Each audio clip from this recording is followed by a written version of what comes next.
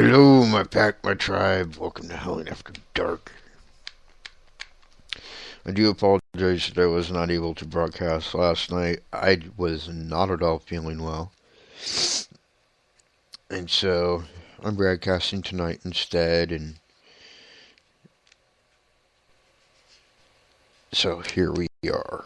I don't remember what it was that I was going to do last night. I think it had something to do with cryptozoology, but I thought it was something more interesting to do. And so I'm going to do that instead, and I'll do the crypto stuff another time. Tonight's show is called Piercing the Veil. And what it's about is psychics. People with abilities, if you will. Not unlike myself. I don't consider myself to be a quote-unquote psychic. I think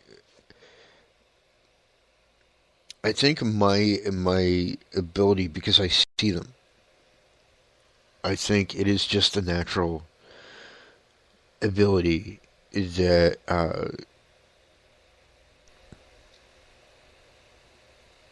I think that everybody at one point or another had. And somehow I never lost it like most people do. Because they say that the animals and children up until the age of 8 are very open and therefore can see things. It was certainly true for me that I could see them. It just never went away. I can't speak for others, you know. But I don't really consider it like a quote-unquote psychic gift. I think of it more of a natural one. I think everybody has the ability, but our closed-minded society pounds it into us that oh, well, ghosts aren't real, and we get that pounded into us so much that we actually start to believe it, and we shun it because, you know, spirits are just a part of the natural world. That's what I love about the native culture. If nothing else, I mean, I love everything about it, but if nothing else, that alone, I think everybody should embrace. It is the idea that they are just a part of the natural order of things.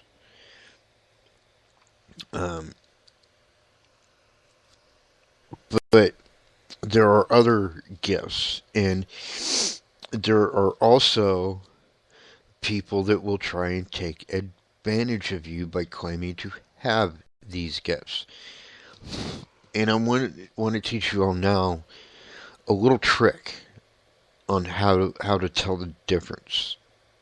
Okay? So really pay attention to this part. If you learn nothing else from me, and if you have learned nothing else from me in the, like, I don't know, 3 years or so that I've been doing this show, learn this. If they ask questions that will most likely lead to vague answers. What I mean by that is, let's say you're in a crowd watching, like, what's his name, John, his last name escapes me, that famous television psychic, I forget his name, John whatever. Don't care. Don't matter. I think he's funny anyways. So, and here's my case in point. So you're at his show, you're in a crowd, and he picks you at random. Okay? It could have very easy, just as easily been the person next to you, but maybe you're wearing a loud Hawaiian shirt that draws his attention. Who knows? Doesn't matter. That's not the important part. So let's say he picks you. He's going to ask you, did someone in your family die recently? Well, that's kind of a 50-50 shot. That could go either way. You could say yes or no. You know? And then he's going to ask you, did his name start with J? I'm seeing a J name. See, a J name. Not James, not John, not Jason, not Jared. A J name.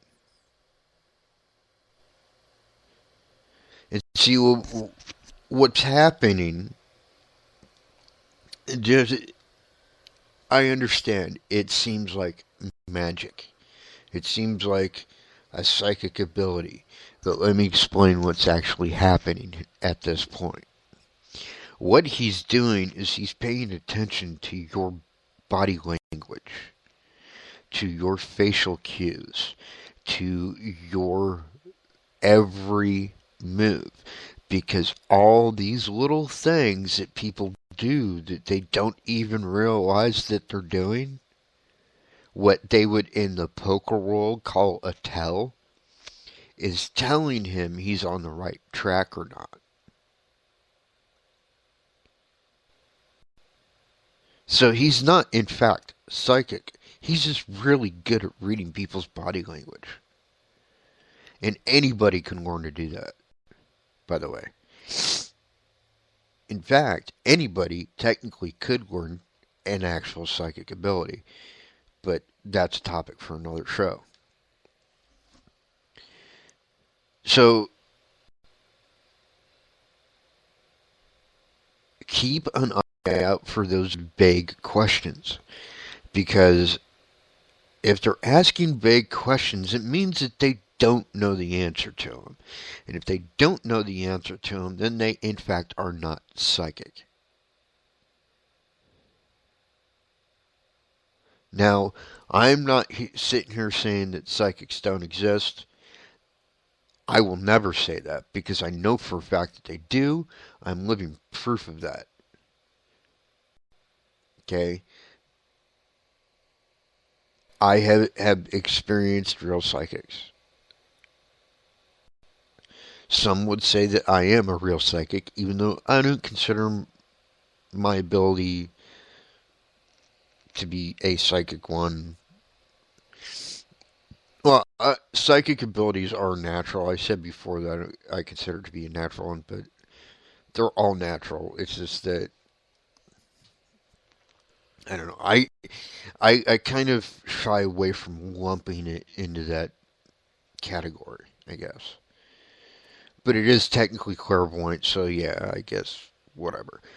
But I have met like the real deal psychic mediums. I've met and worked with the. I've met and worked with the real uh, uh, trans mediums and by the way, if you don't know the difference between a psychic medium and a trans medium, what a psychic medium does is they communicate with the spirits by using a guide or an intermediary that is also a spirit, but one that is connected closely to them for whatever reason. Um, and they communicate. Some communicate audibly, like she'll hear that spirit in particular. She won't hear all spirits, but that spirit in particular, or like images will be flashed into their head, or I even knew one who like her and her psychic medium basically played charades. That's how they communicated. You know, and however it works, it works. So that's a psychic medium. than what a trans medium is. What a trans medium does is it's basically kind of like the same thing, but what a trans medium does is they are in direct contact with the spirit they're talking to. And a trans medium can be kind of possessed by that spirit for a limited time. That's what a trans medium is.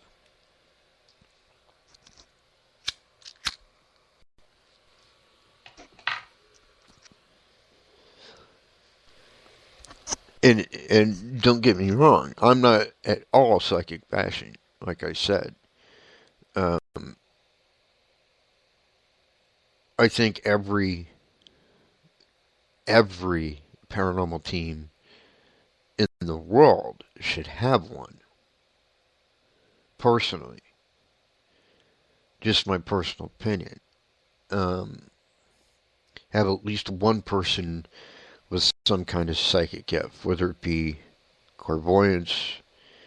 And clairvoyant, by the way, just for those that don't know, is actually what I am. It's people that can see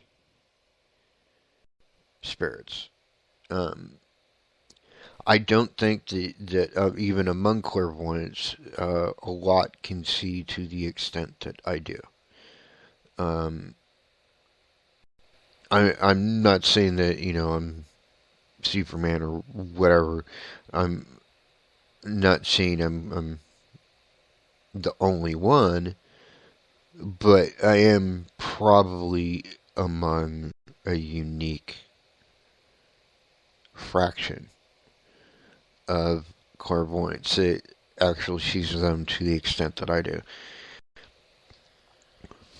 Because honestly, most of them, it either comes in spurts or the things that they see are vague, like shadowy, hazy figures, um, or they'll only see like bits and pieces in detail, and the rest is all kind of hazy, or they only see them as shadows. That's another one I've heard a lot. I see the full spectrum, and see that it has allowed me to come up with what I call my own theories when it comes to spiritual activity that I have to call my own theories because I'll never be able to prove it. There's no way I can show somebody what I see. I mean, the closest I can do is to film something that decides to show itself on camera. And even then, it's not even close to what I'm actually seeing. Um,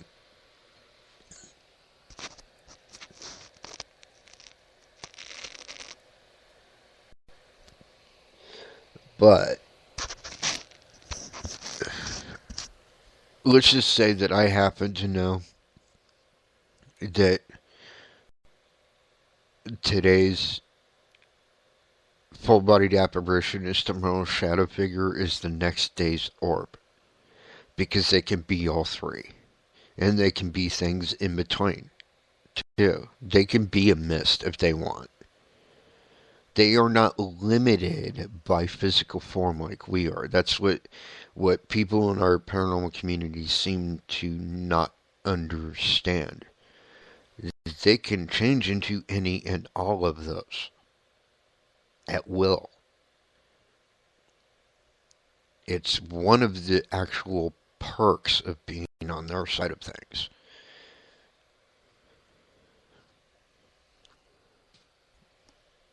Okay, so I digress. So that's clairvoyant is somebody that sees them. There are also different types of clairvoyance. There are specific subset of clairvoyant, clairaudient that hears them. They don't see them, they hear them. But they hear them clearly as you hear me right now. They hear them clear as day. They don't need devices to hear them.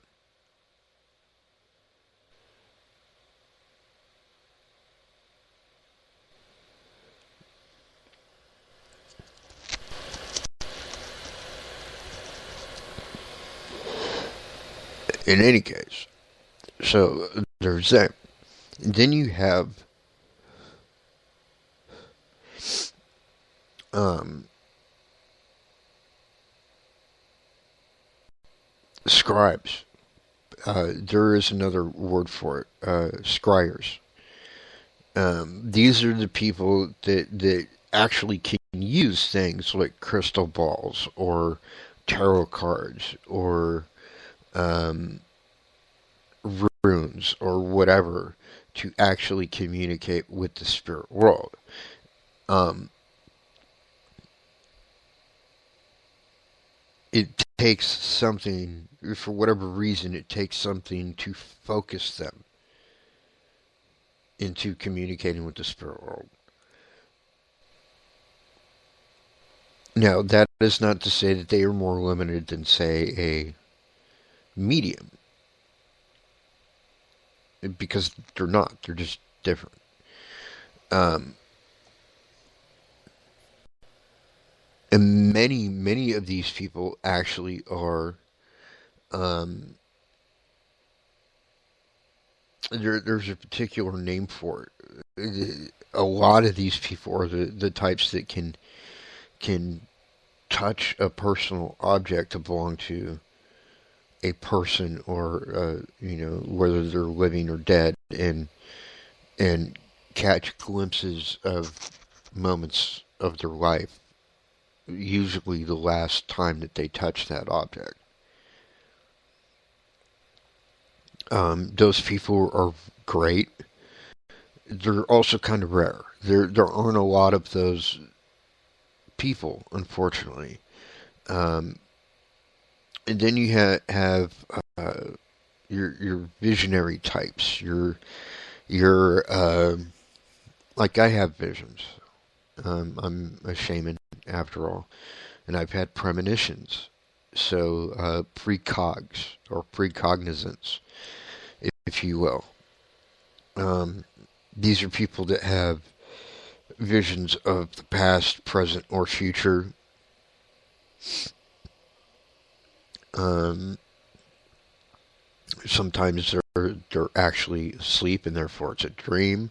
Sometimes they're awake, like I usually am when it happens to me, and I have no control over it. It's the spirits want to tell me something, they're telling me, basically.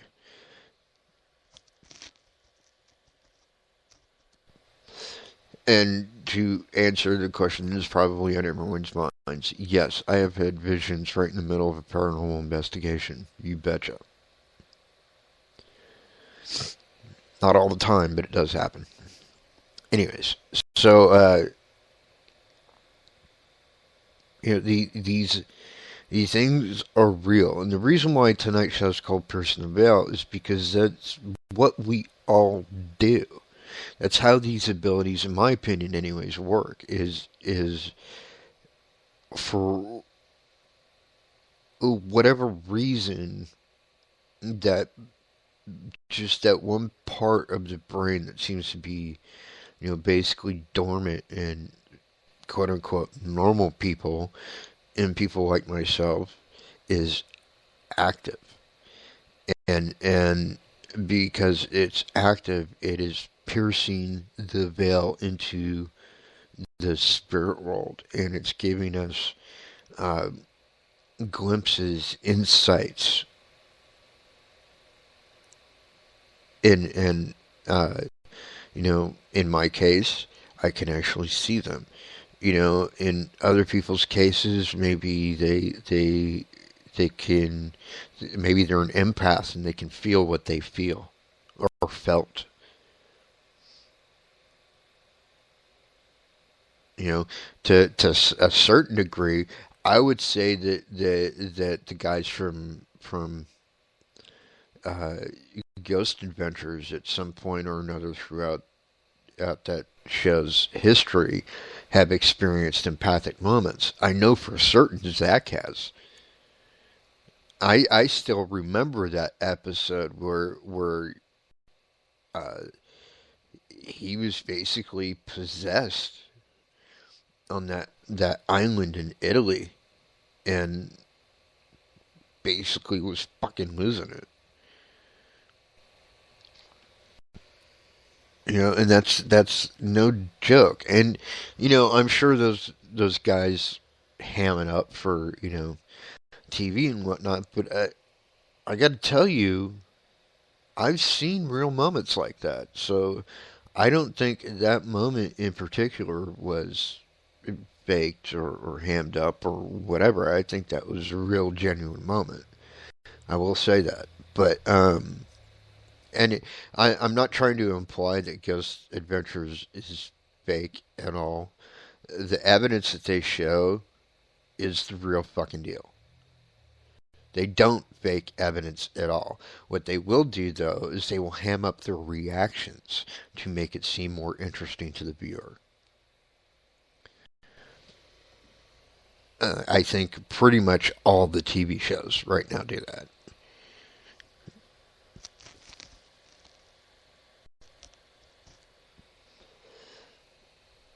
And like, I do a web series. I've done a web series before. I did Forgotten Ghost Towns. I now do Forgotten Haunts, which is basically the same thing. It's just not limited just to like abandoned places per se. It's just forgotten places, um, which covers a lot of territory. Believe me. Um, on my show, we don't do that. Um, it's pretty much what you see is what you get. We don't have to ham up our reactions. We don't have to do any of that, and it makes it, in my opinion, more interesting because what you're seeing is authentic. And to the degree that we don't even watch the video footage before we present it.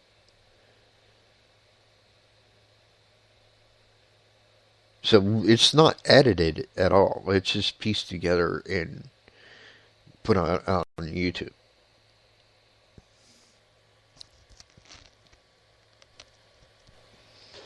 It's just put together in sequence so that, well, we try anyways. We try to make it so that the sequence of events as you watch them is how it actually happened. Sometimes, for whatever reason, a file gets mislabeled and it ends up in the middle instead of at the beginning or the end or what have you. Anyways.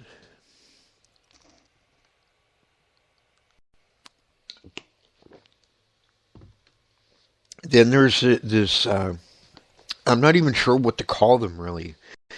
I think they're just kind of just straight psychic. They don't always really have a way of quantifying what it is that they're picking up on. They just kind of sense things. These are people like you'll see on some shows that go, they'll walk in and they'll just, they might pick up on a feeling, but they pick up on the general sense that they're not alone in the room. And it's not that they see them or that they hear them. It's just they feel it. Their mind or body is hyper sensitive to spiritual energies, and they just pick up on it. And then you have another. Oh, sorry. There is another type of medium other types of mediums that are kind of in a subset that absolutely fascinate me.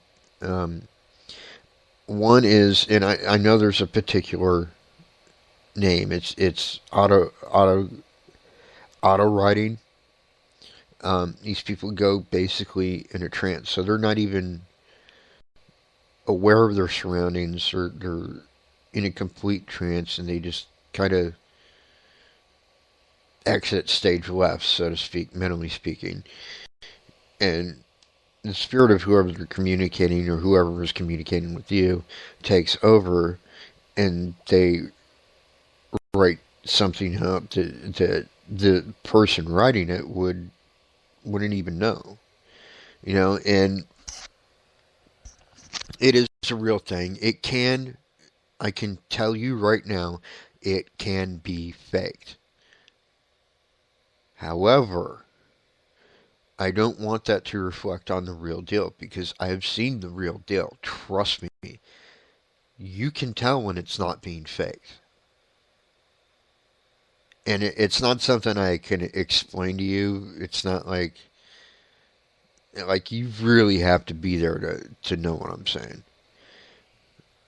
And then there's another subsect that they actually did have one couple, a psychic couple, on an episode of Ghost Adventures. Not this season, but I think last season. They did an old bunker.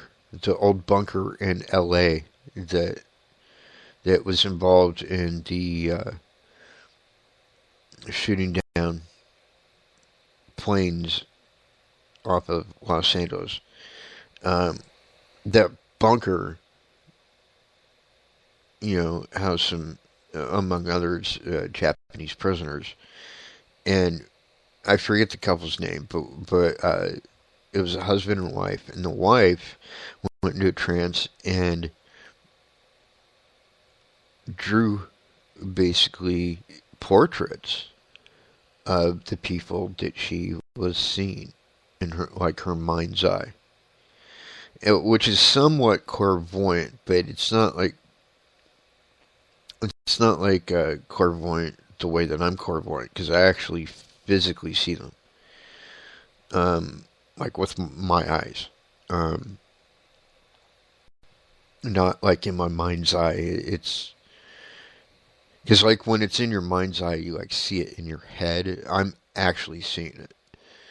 But whatever. I digress. So she draws these pictures, and the woman in question, and once again I forget her name, uh, has been tested. Like, she actually went into a home where she she had no stimuli present. You know, there were no pictures in the home. All the pictures were removed.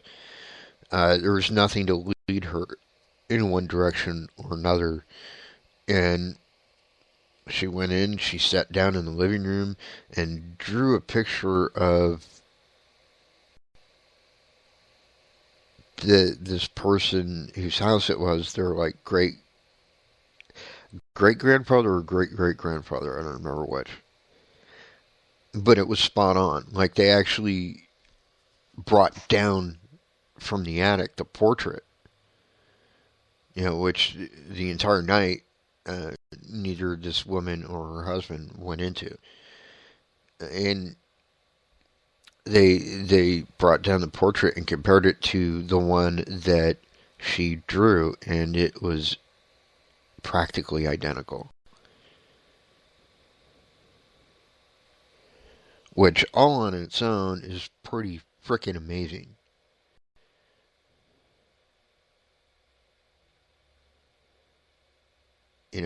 But I am fascinated by them because they almost belong to like a subsect of psychic abilities, whether it be clairvoyance or psychic medium. Because honestly, those can fall into, I think, either. Um, and I think they tend to lean either towards medium or clairvoyant. Um, but it is interesting stuff to watch. And then there's a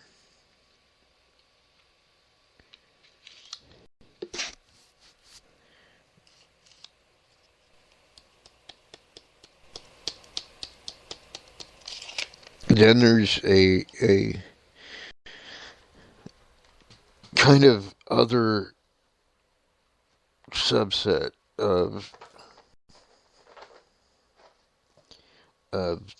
those ones that can like,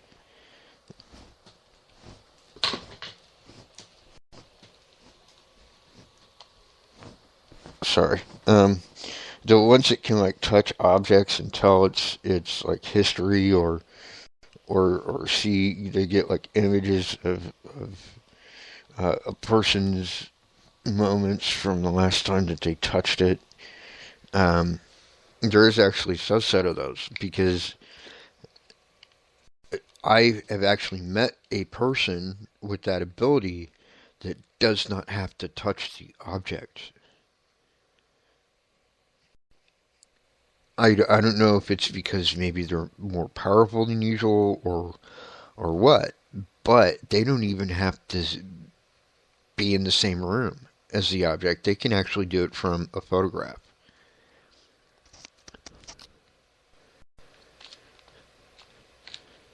which is kind of interesting. But I've only met one of those personally, so I'm not even sure if that's a subset. It could just be, a unique individual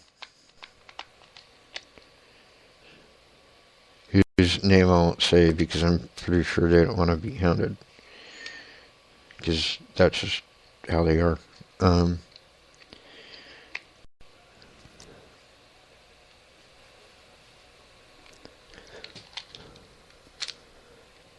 but they say, and I agree, that we're all a little bit psychic, and I do agree with that.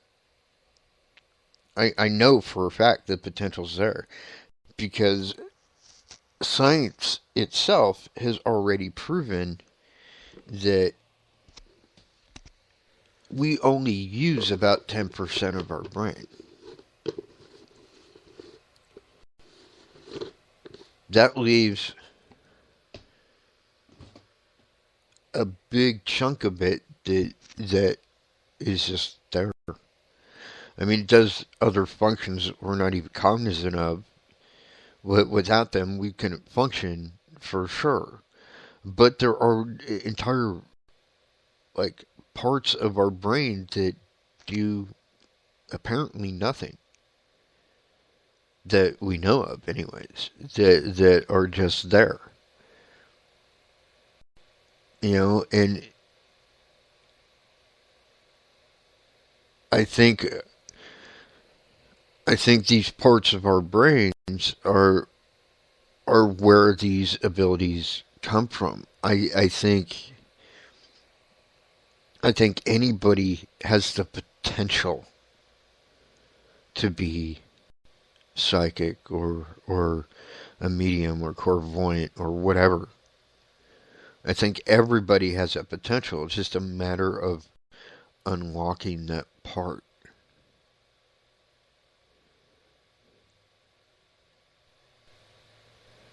You know that's why I they say, and I am kind of living proof of this. People with psychic abilities, a lot of them at some point have actually experienced either some kind of trauma or near-death experience, like myself, or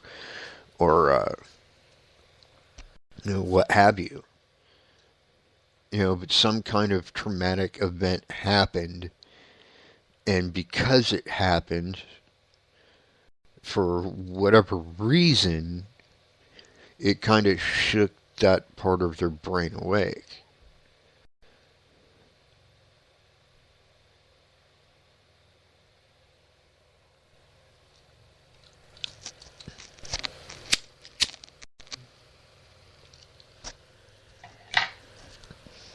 Now, for me, unfortunately, and kind of fortunately, depending on your point of view, Um, my ability isn't one that can actually be like shut off.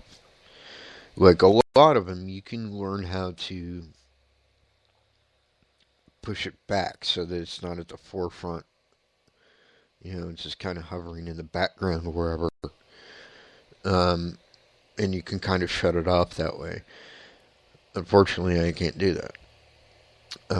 If spirits are around, I'm going to see them. Just how it is. I see them just like I see people, but it doesn't bother me because I was raised to believe that they're just like we are. They're part of the natural world, and they're supposed to be where they are. And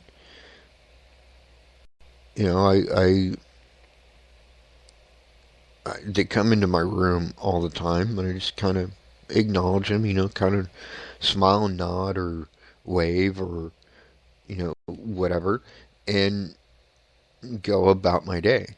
And that's my existence. Um, I have become very good at kind of not acknowledging them in public. Um, as you can imagine, with a gift like that, you would have to be good at that.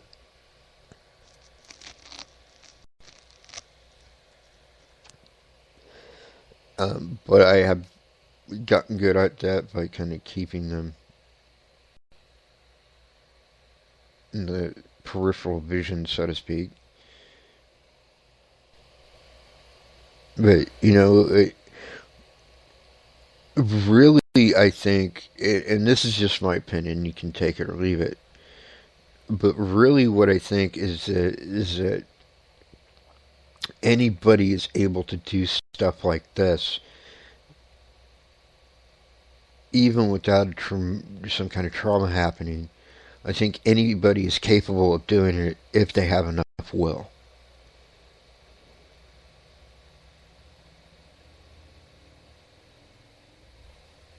Because there are other things that I've learned how to do to protect myself that take quite a bit of willpower.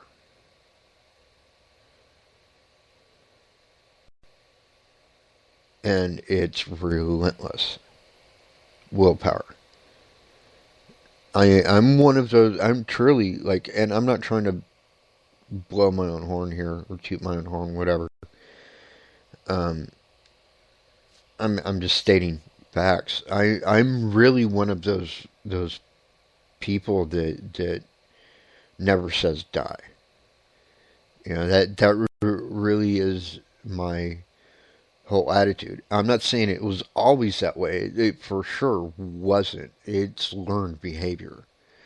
But I did have to learn how to be that way. But I think that is an important attitude to have when you're dealing with the paranormal in general. Is that kind of hardcore, never give up, never say quit kind of attitude is important because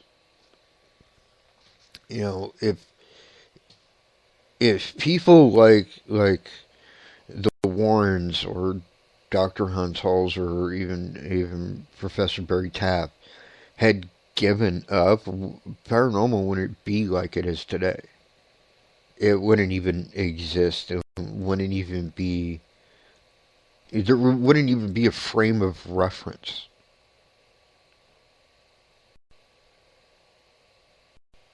It would still be getting written off as, ghost stories to spook the little kids.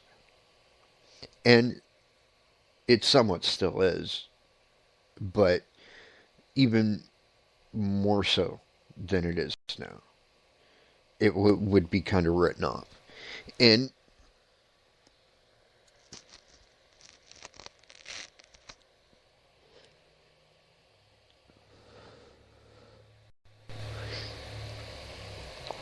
so my advice to people out there, and this is what I'm going to leave you good folks with for tonight.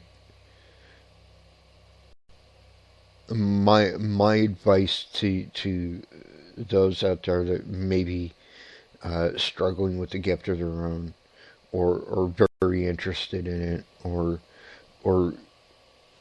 people that are kind of on the fence about it. My advice to you is very simple. Fear nothing but a closed mind. Never give up.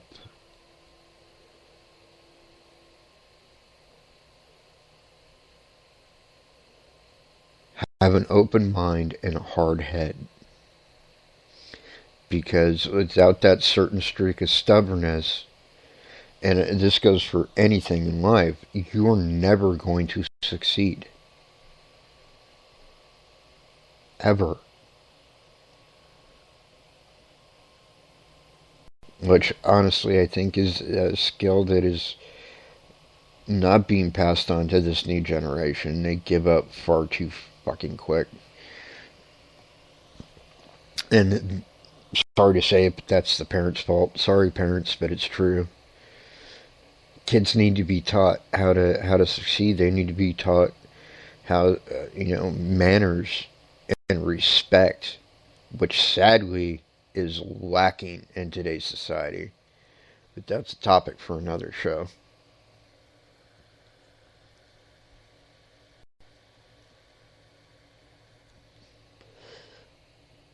So, just remember, have an open mind, a hard head, and never give up.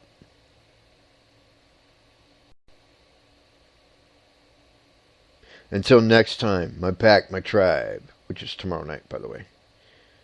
Peace out.